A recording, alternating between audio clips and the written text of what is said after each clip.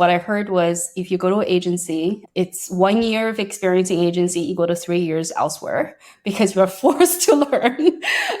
And I was like, I am going for agency role. And I remember I got accepted to two roles, but the company I joined, the SVP or the EVP of the department pulled me aside, says, guess what? We never hire VPs with zero agency experience, despite your track record, right? You are director, you lead large teams, you have global, all the analytics and et cetera, but you don't have agency experience, So we never hire people in the VPs. Tell me why I should hire you.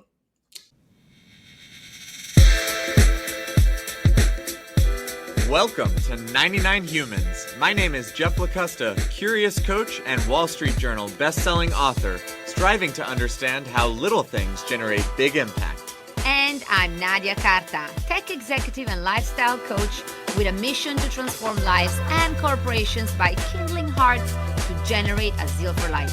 Each week, we investigate stories about the human side of leadership to re-energize your spirit and help you become a stronger leader. Because the reality is that leadership is messy, goofy, challenging, but always human.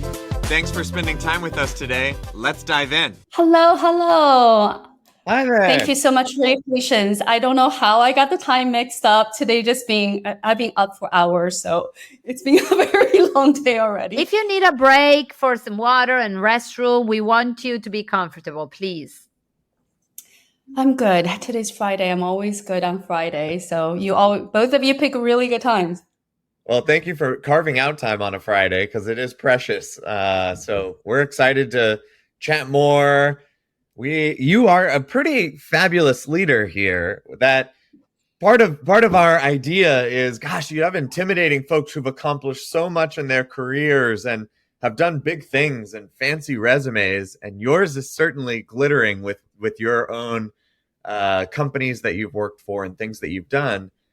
But also, we know that you're still a human being, so it's funny to start on the note that we are. So thank you for spending some energy here because it's a precious thing.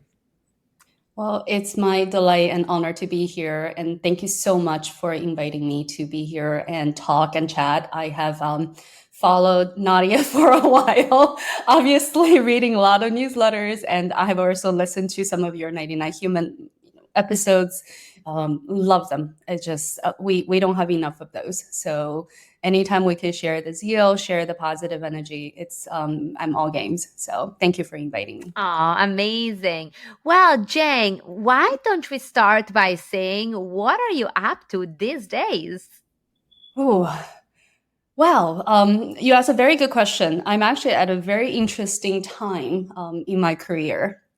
So last year, for those of you who don't know me, maybe I should start there. So I have been working for over 24 years, have tons of experience on the tech side, and then working for very large companies. Then I moved to advertising and marketing agencies. From those experiences, that's the last 14 years or so, I have worked with amazing brands. I'm going to say across more than 10 different industries.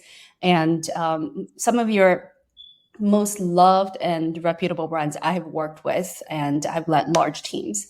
So last year, I took on a role with a smaller company. It's called Skyrocket Studios. It's a full service marketing agency, and I was their North America CEO, as well as leading their data analytics globally. So there are some things I'm really proud of what I've accomplished in that short period of time, because both the company in the US market have led a number of very large global pitches, and also have grew the company, essentially prepared to be a regional company to compete on a global stage.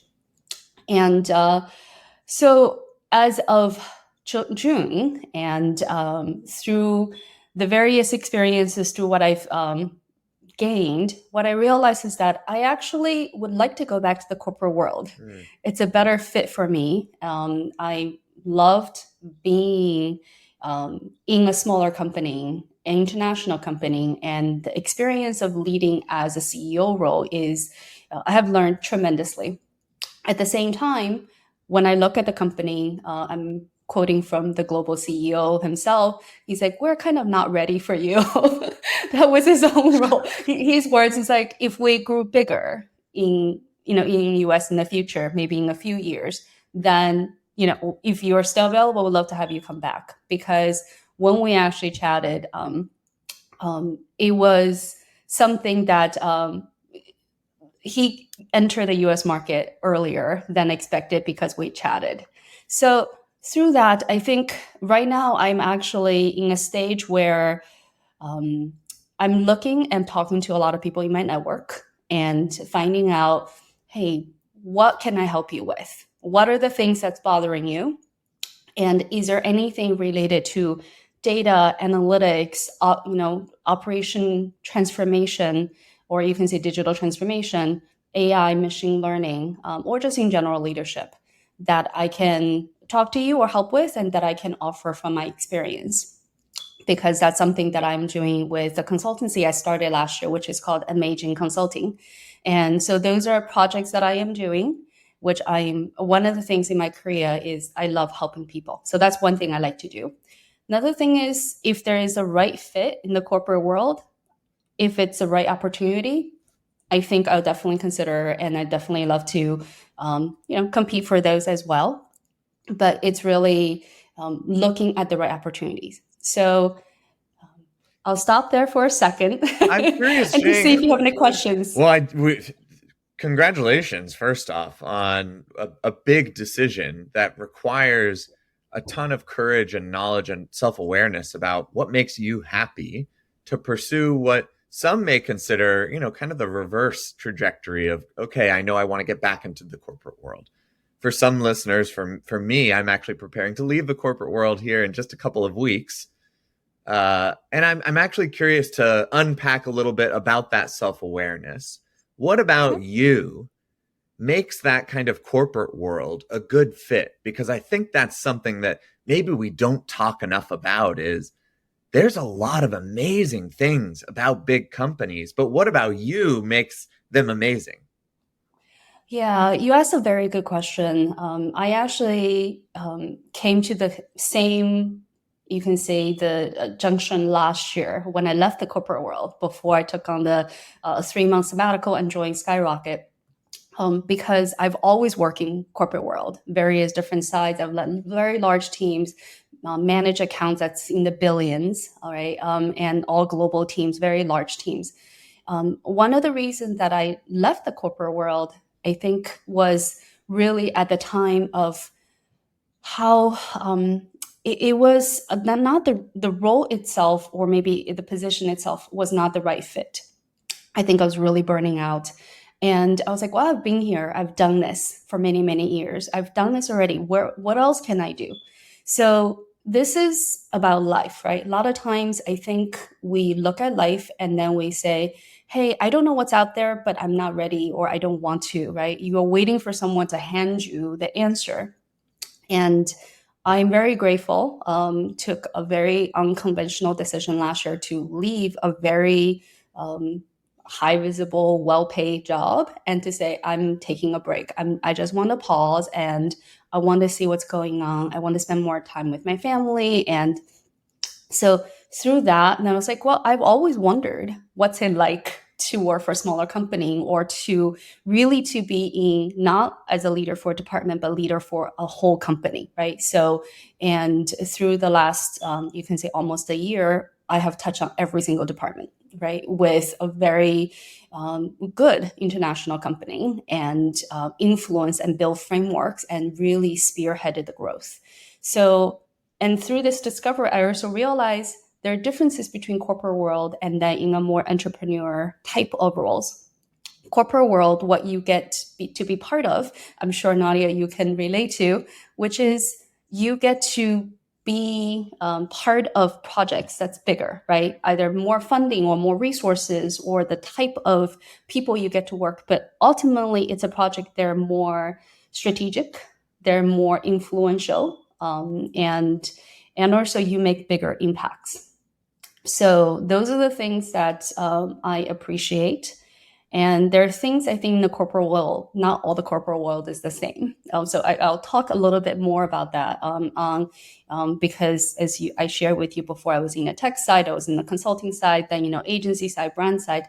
I do think that different companies offer different type of experiences. There's pros and cons across every single industry, and you need to be very aware of it. So for me, I can share more, but I do have a personal philosophy on the type of roles that I'm intentionally fighting for and intentionally looking for, including the type of contribution I can impact. So hope that answer your question where corporations as a whole, I think they bring a lot, right?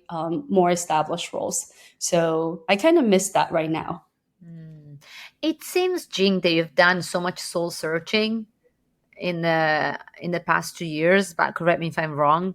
And it's about a year, but yeah, sure. Okay, a year.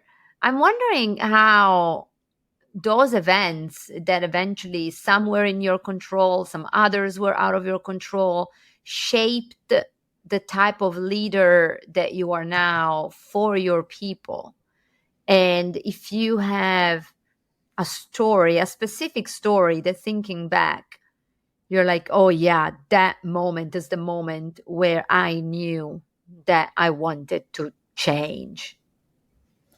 That's a good question. So I think at least for the first 10 years of my career, I was good at what I was doing. So I graduated with computer science and joined the leading consulting company, Capgemini, Ernst & Young, as a technical consultant, as a developer. And I was assigned to the biggest account in the US market on Wall Street, JP Morgan. So, and then within a year, actually within the first 6 months, I was selected as one of the junior consultants to represent the entire region in United States to join their conference in France. So it's only 5 consultants out of the entire country people hired. So that was the start of my career.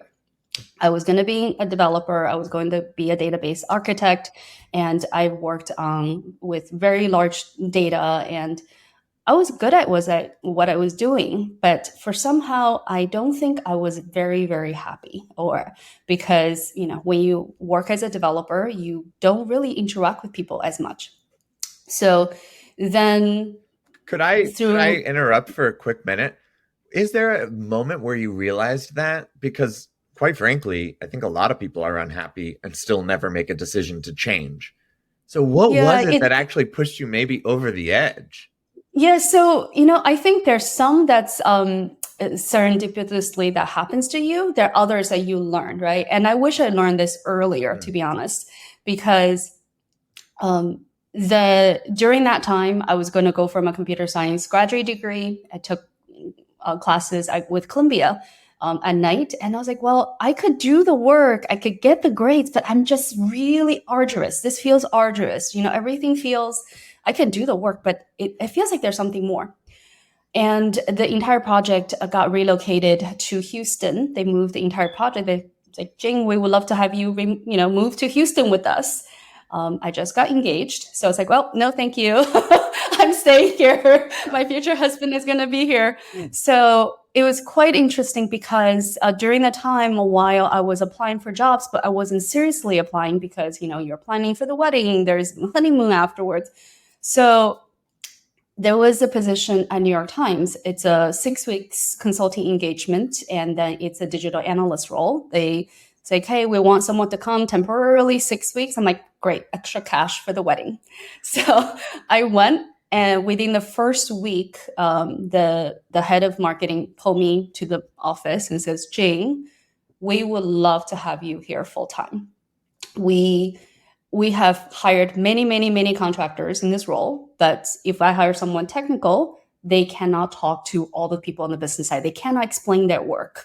They cannot guide people. But when I hire someone who's with business background, without the technical, without the analytical skills, they can't do the work. You blew us out of water.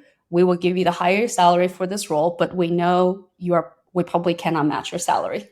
Because at the time, I was already a senior consultant with Capgemini, so earning very good salary. but I loved the job. I loved working with hundreds of people. I loved to be able to shape how the company was. So that was actually serendipitously my entry into marketing, my entry into complete change of industry. And this is actually not too new or rare for people that actually, if you're thinking about digital marketing 10, 15 years ago, that's actually a lot of colleagues I talk to, especially, people similar to my age. They're like, we never took digital marketing school. I never took digital marketing analytics in school. That back then there's no Adobe Analytics, was still Omniture. Not many or that kids just grow started. up passionate about ads. Yeah, right. Nobody, right? Like, so I learned everything, right? And I mean, I learned what I was good at. And so, I completely transformed their system. I eventually went from New York Times to leading the analytics department globally for Thomson Reuters, or for Reuters Media. So it was in 17 countries. I was leading analytics and working with all those different people. So that role was still in a similar track. And it's like, I want to be now a manager role. I want to have global capacity. And then within that company, within Thomson Reuters, I was elected as a HIPPO employee, which is top performing 2% of the company, which means the company will promote you to have at least 2 to 3 opportunities in executive or mid-management to executive within 5 years. So I got promoted to the director of business intelligence within Thomson Reuters, another division, the financial division. So during the Reuters and Thomson Reuters side, one of the things that I realized was I needed more learning. I'm really good at my work, but every day I talk to the head of department for every single head, right? Like head of strategy, head of creative, head of product, including our presidents. I'm making decisions, all of them. But I want to know how business work. So I took a challenge, which is very unthinkable at the time, because I went to pursue my executive MBA while working full time, while have one child at home, and while pregnant. So with a second. So so when I went to enter my 20-month program, I was 4 months pregnant. I gave birth to Brendan, my second child, during the second semester. A glutton for punishment here. Yeah. And because, it's a long story on why, the unfortunate time and etc. But that experience taught me a lot of things, which is I knew I needed to learn something. I knew I wanted to learn more of the business, right? How the rest of the functions work. And I really want to pursue that degree. But at the same time, I don't have the luxury to completely go off and work on the MBA as a full-time. Can I interrupt you for a second, Jing? Sure. Because you've been running all of your career basically, and this is very common for a lot of women. I'm gonna drop one of my bombs. I've been studying all about masculine ways of leading and females' way of leading. Guess what? Men can lead in a feminine way, and then women can lead in a masculine way. And women, we've been leading in a masculine way. So the masculine way is doing. Always like running, executing, operating, like da-da-da-da. So they basically say is the leading way, the leading by doing, whereas the feminine way is leading by attracting and becoming more that agent that attract things in the world, and they lead in that way. So I'm wondering, when you think about yourself and you look back and all of this life, and now suddenly you're in a moment where you have more space. If you were to define what is your ideal leadership style that you want to step into, which would that be? I think for me, after going through a lot of different roles, leading very different type of companies, and leading different type of teams, as well as working with both good and challenging clients, my leadership style a lot of times is really looking at the bigger picture, looking at what is the common goal we're trying to achieve, right? What's the best? What do we want? This is for the client, for the company. What is the common goal? What is the common thread? What's the most important thing? Then looking at what is the core thing I should be doing as a leader. And then in my mind, a leader is setting a bigger vision, right? It's not telling the team how to climb the ladder as soon as possible. My role is to make sure that ladder is leaned against the right wall, right? So that is my role, because I don't want a team to work frantically and then get on the top and says, oops, it's a wrong project, right? Or it's not, it's trivial. So and another thing is my leadership style is, doesn't matter what kind of differences we have, we can work together. So I've sort of developed a reputation. I don't know if it's good or bad, which I tend to have clients or accounts. I get them that are either extremely big, some of the largest accounts, or the ones that usually encounter some kind of challenge. Either the team is not happy with internal, or the client is not happy, or something that it's very, very high risk, or there's some challenge, and then say, Jing, please turn it around. Like we give it to you, somehow you can turn it around, right? And I'm always willing to listen, and I love to listen, to say, okay, doesn't matter what it is, tell me. And so focus on the bigger picture, working with people. And internally, I'm extremely protective of my team. I tell my team that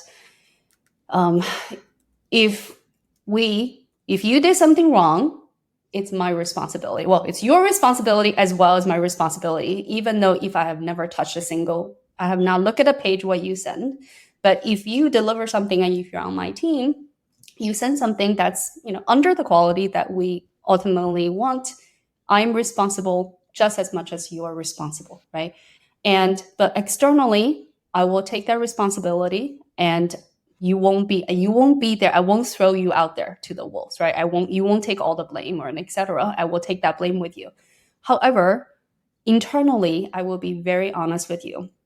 If you are excelling, if you are doing well, I will praise you like crazy. I love to see my team grow. And however, if there are things that you can improve, I will tell you. I will tell you gently, because if I don't do that, I'm not doing you justice. I'm not a good leader. What did the Americans say? What did they say? Praise in public and rebuke or encourage, or I don't know, something private. No, there's a thing that says praise in public and discipline in private, something like that. Yeah. All right. That's a good way to summarize that. That's a really good way to summarize that. Yeah. Jing, what you're describing are all reasons why you're so successful at whatever you do. And it amazes me as you tell some of almost like the chronological story of successes from computer science to first roles in digital marketing, promotion, standing out, top 2%, succeeding, thriving. It all makes sense to me. And I've never heard that analogy that you used. I love the visual of like helping make sure the ladder is leaning on the right wall.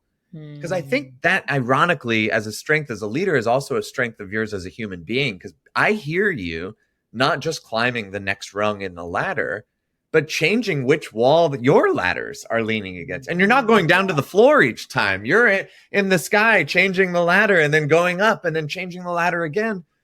And I think so much about this of like, there's so much inertia involved in our careers and our lives. And I hear you saying you've really become a master of overcoming inertia. You're not just going to climb that next rung. You're going to move the ladder and then start climbing again and move the ladder and climb again. And I'm curious if it's gotten any easier, because now in retrospect, maybe it's just a 20-minute convo. It sounds so easy. But is it still as hard as it was in that first computer science decision? Or have you learned any lessons now that you've done it a few times? I actually think it's got harder because the type of challenges that I am shooting for, or the type of the roles I'm shooting for, are more competitive, right? However, it's very interesting. I do want to go back to an earlier point, Jeff. You were asking of what was a turning point. I think the most conscious point that I made in terms of navigating my career in a proactive way, right? Other than the executive MBA that I took as education, is after I took the degree, I consciously made a decision to go to an agency job. Because what I heard was if you go to an agency, it's 1 year of experience in agency equal to 3 years elsewhere because you're forced to learn. And I was like, I am going for agency role. And I remember I got accepted to 2 roles, but the company I joined, the SVP or the EVP of the department pulled me aside, says, guess what? We never hire VPs with 0 agency experience, despite your track record, right? You are director, you lead large teams, you have global, all the analytics and et cetera, but you don't have agency experience, So we never hire people in the VPs. Tell me why I should hire you. And I was like, well, last 20 months, what I did was I got my graduate degree, I got a promotion, I had a baby, and I have another baby. So in the 2, and on top of it, I can do this, right? I will learn whatever I need to learn, but I can deliver, right? Under whatever circumstance. But this is something I chose. And one of the reasons why I also choose that, a conscious decision, is I started thinking my career in the type of things that what I can give, like contribution, and what I can learn. So in an earlier part of the career, when you're just out of college, you tend to probably can contribute 20% because you had the right degree, but there's 80% that you need to learn, right? In the mid journey of your career, maybe it's like a 50-50, right? So you're a manager, you still learn a lot, but then you can give more. So a lot of the roles, there are roles that I took, it is the right role, but I was unhappy. I was like, well, I am giving 99% here. I'm learning 1% because everything I'm doing, I have already done. There's nothing new here. And so I don't think those roles are good fits. So this is why a lot of times when I look at decisions, I was like, now my stage is maybe a 75%, 25%. There's a lot I can offer because of all the experiences I can offer. I can provide impact 75%. But there's other 25% I feel like, hey, I can learn from here and I can tell you why I want to learn it. I can tell you things that's related. I already have done my homework, but I would love to have this experience, right? So it's almost like a give and get all the time. It's you give, you get, and then it also depends on phase of lives and phase of jobs.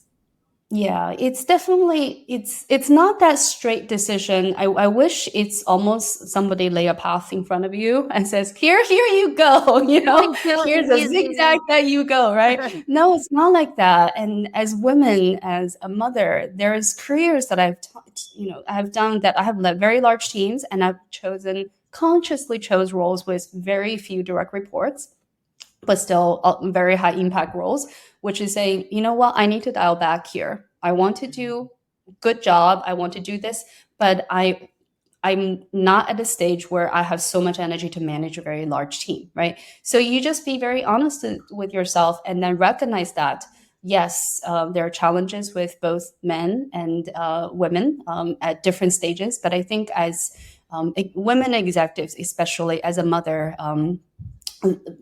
through the giving birth and all that stage, the challenge is harder. There's certain stages. So it's okay. I think we just need to be very honest with ourselves and then recognize that because one of my good friends tells me and says, Jing, you know what? There's no one else is going to raise your kids for you, right? I can do a great job at a company and do all of that, but guess what? My kids are growing, right? And then no one else will raise them. I'm their mother, right? So, but I think being a mom, being an executive, there is a lot of benefits. There's a lot of cross collaboration come with it. I mean, Nadia, I saw you posting about your daughter, and being a mom make me a more empathetic leader. And then being a leader actually makes me a better mom at home and I can give countless examples of that. So, I love it. Yeah, I love both. It's fascinating how time flies when we're on the show, and we are literally in the last few minutes. And so a question that Jeff and I always ask to all of our guests is, what is your word of advice for our listeners? So my life model, which I have through the self-discovery, this has been my life model in the last 10 years or so, which is compete with yourself, and help each other. Mm. So the only person that can make you happy is yourself. It's your attitude and how you live the day. There are challenges thrown at you. You may lose a job. I see the market is very tough. Something happen in your health, something happen in your family. It's a way you choose to live. And life is all about self-improvement and self-discovery, right? You understand what uniquely make you you. And like everybody's so precious. Everybody have so much to give. Don't try to be imitating to be someone else. Don't envy someone else's life because you have no idea what that person went through, right? To get there. Always compete yourself and always help each other. And I'm always cheering for other people's successes. I cheer for my teammates. I cheer for my colleagues. I cheer for my managers. Whatever I can do, I will cheer for them. But one thing is I'm looking at myself as, what can I do more? What can I do different? And last thing is be kind to yourself and rest as needed. And because I think rest is a way for us to go further. We're running a marathon. Life is a journey. It's not about a single destination. It's actually the journey along the way. So that's it. Never stop learning. Well, Jing, we're certainly going to be cheering for you along the way as well. And if people want to connect with you online, how can folks find you? They can find me on LinkedIn. That's the best way. I'm actually the only Jing Suk in the world. The reason I know. Yes, you are. I have a Google alert on my name, and I'm the only Jing Suk in the world. I have a Chinese first name and I have a Korean last name because through marriage. And yeah, I'm the only Jing Suk in the world. So if they type Jing Suk on Google, they will find me on LinkedIn. And it's short enough for people to remember. So drop a net line, and I'm happy to connect. It's so wonderful because we could have spoken of so many other themes, clearly cultural upbringing and all of that, but maybe that would be another episode. I would love to come on and to talk about other things. And both of you are amazing. And Jeff, I've seen the books, the drawings, and Nadia, you're just constantly amazed me with all the things that you do, both professionally and what you share with your family. And I'm just thrilled to be here and share. Thank you so much for inviting me. Thank you. Thank you. Thanks. Have a great day and have a great weekend. Thank you so much. Bye. You too. Bye. Take care. Bye-bye. Bye-bye. Aww.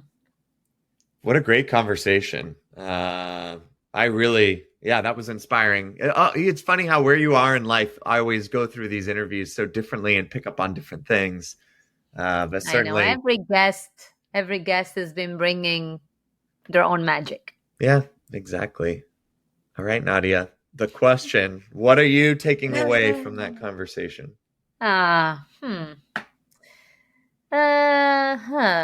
So many. I really like that ladder example. I feel that you liked it too. I know you like metaphors. Yeah. And really the role of a leader when you think about that ladder, it's not to climb the ladder for others, but to ensure that either there's the right ladder or there's the right wall where the ladder is leaning over. And I really loved when you said, well, you are building new walls as well. That was very inspiring.